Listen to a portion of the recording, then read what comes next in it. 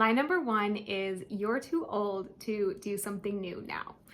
Okay, no way. I want to read some ages to you and some women who have paved the way in doing something no matter their age. So the legendary wedding dress designer Vera Wang designed her first dress at age 40. Amazing, right? And now she's world famous. Chef Julia Child published her first cookbook at age 45. Ariana Huffington launched the Huffington Post at age 55. It is never too late to start fresh, to begin again. I once read a story and I wish I could remember where it was or who this woman is, because I have thought about it so many times since and I've looked it up trying to find it everywhere.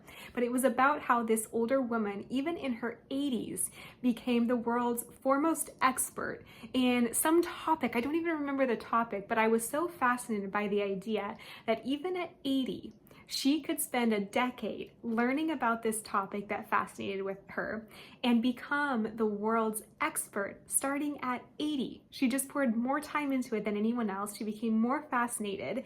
And I've always remembered that as such a beautiful illustration of how some of us may be in our 20s, our 30s, or 40s and may already be feeling like it's too late, like it's all been done before.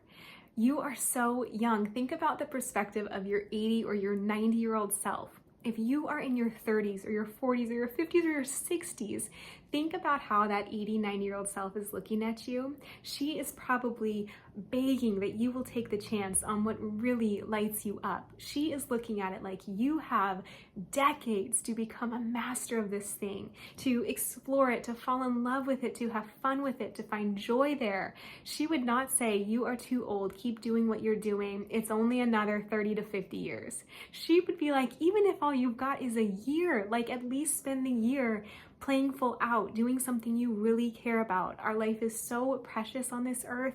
Not a day is granted to any of us, for sure.